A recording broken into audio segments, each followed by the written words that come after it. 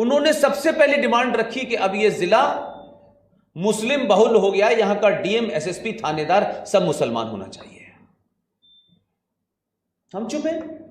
मलारकोटला में हो रहा है, मेवात में हो रहा है, कश्मीर में ही तो हुआ है, बंगाल में ही तो हुआ है। जब तक यहां नहीं होगा तब तक हम क्यों बोलेंगे? हमारे तो इस सरकार से संबंध है, उस नेता से संबंध है। इस बीमारी ने भारत राष्ट्र को इस गर्त में खड़ा कर दिया है। हम अपने निजी स्वार्थों से कभी उठना ही नहीं चाहते, उसको तर्कों से छुपाने की कोशिश करते हैं और फिर बड़े बड़े शब्दों का प्रयोग करते हैं, जो शब्द कभी, पूरा विश्व हमारा कुटुंब है। हम तो पूरे विश्व की शांति की कल्पना करते हैं, अपने घर में शांति नहीं है। क्योंकि अगर इस मुद्दे से भटकाना है तो इतनी बड़ी बात के बारे में बात करो कि लोगों को लगे अच्छा ये तो ऐसे लोग हैं। आपका अपना घर सुरक्षित नहीं है, आप दुनिया की चिंता कर रहे हैं। सिर्फ आपको लोगों को डाइवर्ट करना है, और जब मर जाए तो कोई बंगाली से पूछने नहीं जा रहा कि तुम्हें मारा क्यों जा रहा है, तुम मर क्यों रहे हो भाई, तुम्हारा कसूर क्या है। कोई तुमको पूछेगा नहीं पूछेगा। उस राज्य का गवर्नर सड़क पे खड़े होकर रो रहा है, अपाहिज की तरह बात कर रहा है, और यहां पूरे देश में अमेरिका से सब हम जूम मीटिंग करेंगे, हम बंग के, अरे आपकी जूम मीटिंग से वहां जो हो रहा है उससे कुछ नहीं बदलने वाला। और ये दूसरी तीसरी बार हो रहा है। बंगाल ने 14 अगस्त 1946 को डायरेक्ट एक्शन शहीद सोहरावर्दी के सामने झेला है। कितने साल पुरानी बात है, 50 साल के बाद फिर वहीं आ गया। यही सब कुछ बंगाल में डायरेक्ट एक्शन में हुआ था। जो मुस्लिम लीग का वहां चीफ मिनिस्टर था, उसने तो नहीं पूछा मैं मुख्यमंत्री हूं, कोई कुछ कह, उसने तो नहीं कहा मैं मुख्यमंत्री हूं भाई मेरी कुर्सी चली जाएगी, मैं बड़े संवैधानिक पद पे हूं। हमारे यहां छोटा सा पद मिल जाता है, उस पद को बचाने के लिए झूठ बोलते हैं, हमारा दिमाग ही बदल जाता है, हम मूल पे नहीं आते। यार मेरी कुर्सी चली जाएगी, मेरा कुछ नुकसान हो जाएगा। हम इतने स्वार्थी हैं। उनका उपराष्ट्रपति अपने एजेंडे से नहीं हटता है, उनका खिलाड़ी, उनका म्यूजिशियन अपने एजेंडे से हटते ही नहीं है। आपको जो सोचना है सोचिए। इसलिए सनातनियों ने एक टर्म निकाली, ये लिबरल मुसलमान हैं, ये कट्टर मुसलमान हैं। ये हमने निकाली टर्म, क्योंकि ना हम कुरान के बारे में जानते, ना इस्लाम के बारे में जानते, ना मोहम्मद के बारे में जानते, लेकिन क्योंकि हम खुद कायर हैं, इसलिए एक ऐसा रास्ता निकालो कि इनके बीच में से दो अच्छे लोगों को ढूंढ लो कि ये अच्छे हैं, इसलिए ये लिबरल हैं, ये कट्टर हैं। इस्लाम में कोई शब्द ही नहीं है लिबरल। और बड़े बड़े लिबरल मैंने देखा, बड़े सिंगर हैं, बड़े बड़े राइटर हैं, उसी विश्वविद्यालय से तीसरी चौथी क्लास पास करके गए, बहुत बड़े राइटर हैं, बड़ी सारी फिल्में बनाई हैं उन्होंने। वो कहते हैं कि मैं अथीस्ट हूं, मैं किसी को नहीं मानता,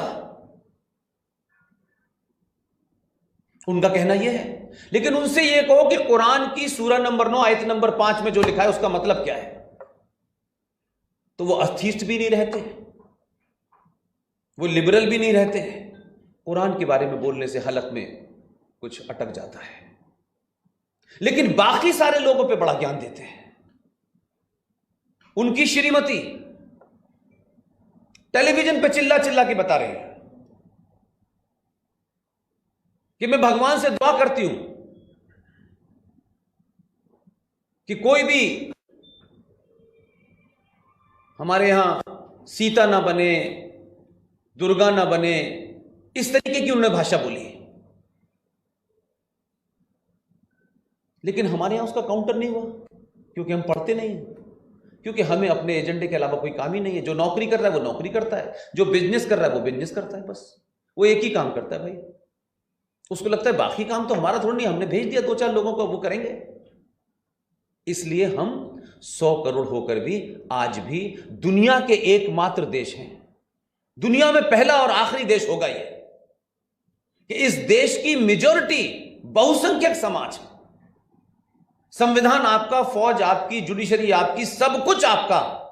आप भीख मांग रहे हैं भारत सरकार से कि हमें समान नागरिक अधिकार चाहिए, इक्वल राइट्स की बात माइनॉरिटीज करती हैं, जो कमजोर होते हैं वो करते हैं। आप मांग रहे, वो नहीं मांग रहे, क्योंकि आपकी चुप्पी ने, आपकी खामोशी ने, आपके स्वार्थ ने, आपके लालच ने, उन्होंने सरकारों से कोई मांग नहीं की। आज तक कोई मांग ही नहीं करते।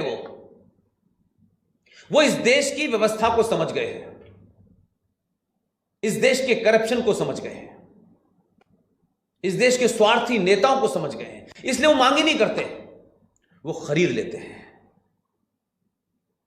वो इतना लंबा इंतजार नहीं करते कि 5 साल के बाद वोट पड़ेंगे, सरकार बनेगी, हमारा प्रधानमंत्री आएगा, गृह मंत्री आएगा। उनका छोड़िए, उनको तो एक दिन की कुर्सी दे दीजिए, वो अपना एजेंडा निभाते हैं, चले जाते हैं। आप उन्हें बुरा कहिए, भला कहिए, वो अपनी कौम, अपने एजेंडे के हिसाब से ठीक लगते हैं और वो कर रहे हैं।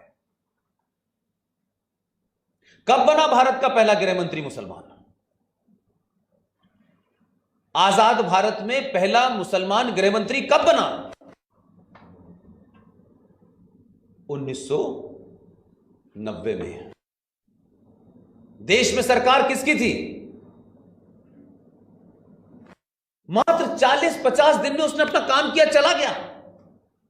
लेकिन हमारे यहां तो एक टचपूंजिया, डिस्ट्रिक्ट के अंदर अगर आप किसी को नेता बना दें तो उसको तो ऐसा बुखार चलता है, ओ नहीं, हमें मिलकर रहना है, मैं बहुत बड़ा सेकुलरिज्म हूं, मैं ये हूं, मैं वो हूं, मैं ये नहीं करूंगा। कुर्सी छीन लीजिए, साला सेकुलरिज्म दूर हो जाता है।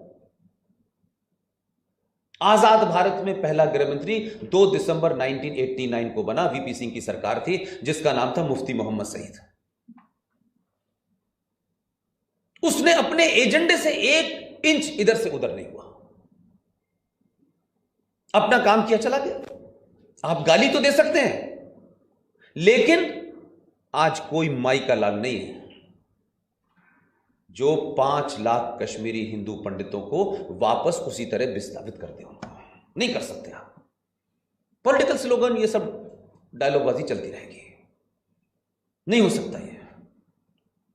और किसी समाज को कोई ताकत के बल पे कहीं बिठा नहीं सकता जब तक वो समाज खुद ताकतवर ना हो। कोई ब्लैकेट कमांडो और आर्मी लगा करके कोई नहीं रह सकता।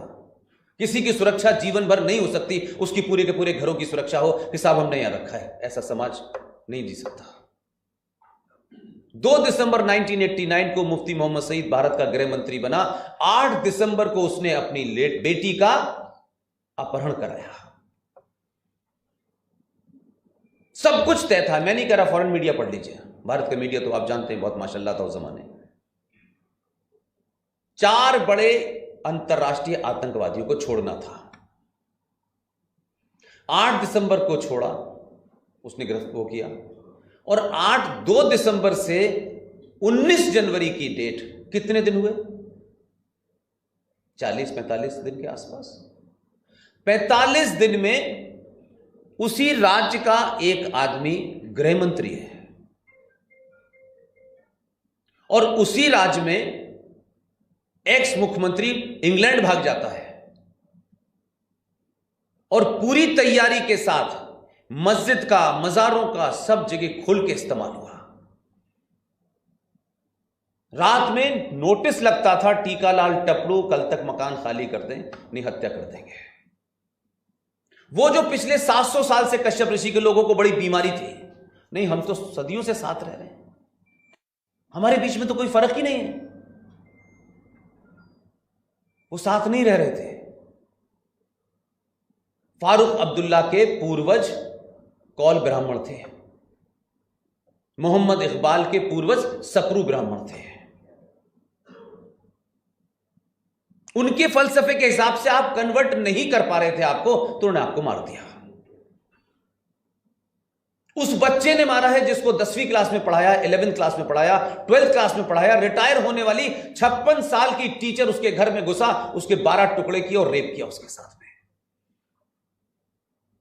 जिस टीचर ने उसे अपने बेटे की तरह पढ़ाया। गिरजा टिक्कू की किस तरह हत्या हुई है। लेकिन फिर भी उनमें से एक लेडी, एक कर्मचारी थी, दिल्ली आ गई। उसके साथियों ने उससे कहा कि बहन, यहां कुछ पागलपने के लोगों ने ऐसा किया, तुम वापस आ जाओ, सब ठीक हो जाएगा, तुम्हारी तनख्वाह डलवा देंगे। उसका बिलीफ सिस्टम देखिए, उसका घर लूट गया, सबको जो भाग के कैसे ट्रक वक में बैठ के आ गई थी, वो बेचारी उन पे यकीन करके चली गई।